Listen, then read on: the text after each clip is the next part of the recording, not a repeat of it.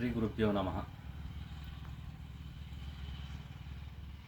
భూతేశ్వరి పిచాచిని, భూతేశ్వరి పిచాచిని అద్భుతమైన విధానం ఈ అమ్మవారు. ఈ అమ్మవారు గురు సమక్షంలో మంత్రం తీసుకోవాలి. మంత్రం తీసుకొని క్రియలు రాకపోతే, మంత్రం తీసుకొని ఆ గురువు దగ్గర మంత్రం తీసుకొని చెప్పుకోకపోతే, క్రియలు చెప్పకపోతే మంత్రం వేస్ట్. ఆ మంత్రం అనేది నువ్వు తీసుకొని మంత్రం చేసుకుంటూ పోతున్నావు, 10 నిమిషాలు 15 నిమిషాలు చేస్తావు. ఆ మంత్రానికి విలువ లేని మంత్రం అది.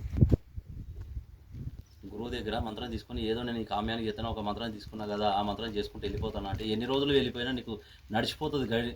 నీకు నువ్వు చేసుకుంటూ వెళ్ళిపోతూనే ఉంటావు. 15 నిమిషాలు చేస్తావు, అర్ధగంట చేస్తావు.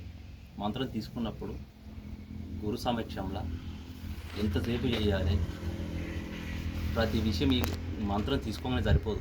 మంత్రం ఏం పని చేస్తుంది, ఆ మంత్రం ఏం పని చేస్తుంది దాని గురించి తెలుసుకున్నప్పుడే మంత్రం తీసుకోవాలి. ముందు మంత్రం తీసుకొని ఆ మంత్రం చేసుకుంటూ పోయినాక ఏమైతలేదు గురువుగారు, ఏం జరుగుతలేదంటే దాని మంత్రం తీసుకున్నావు. మంత్రం తీసుకున్నప్పుడు క్రియలు కూడా తెలుసుకోవాలి కదా. నువ్వు ఏ క్రియ చేస్తే ఏంటంటే మంత్రము తీసుకోవాల్సిన విధానాలు వేరు, ఈ క్రియలు వేరు. క్రియలు మంత్రం వేరు, క్రియలు వేరు. విధి విధానాలు చాలా తేడా ఉంటాయి. సరే, దాని విషయం వచ్చేప్పుడు నేను దాని గురించి చెప్తాను. ఇది భూతేశ్వరి పిశాచిని. ఈ మంత్రం గురు సమక్షంలో తీసుకొని చేసుకోవాలి. ఇది 12 గంటల నుంచి 1 గంట వరకు చేయాలి. ఇది మధ్యాహ్నం 12 గంటల నుంచి 2 గంటల వరకు గురు సమక్షంలో చేయవలసిన విద్య. దీని విధి విధానాలు నేర్చుకొని అద్భుతంగా ఉంటుంది. దీనికి నువ్వు ఏ విధానంగా చేసినా తెలుసుకోవచ్చు. ఇది పిశాచిని ఈ విద్య. ఇది శ్మశానంలో తీసుకొని దీని విధానాలు, దీని ప్రయోగాలు 10 రోజుల్లో సిద్ధిస్తుంది మంత్రం. చాలా అద్భుతమైనది. మనకు మంత్రం తీసుకొని ముంగడికి పోతుంటే పోలేకపోయినప్పుడు మనం ఈ విధానంగా పోతే మనకి ఏ పని అయినా చేసుకోవచ్చు.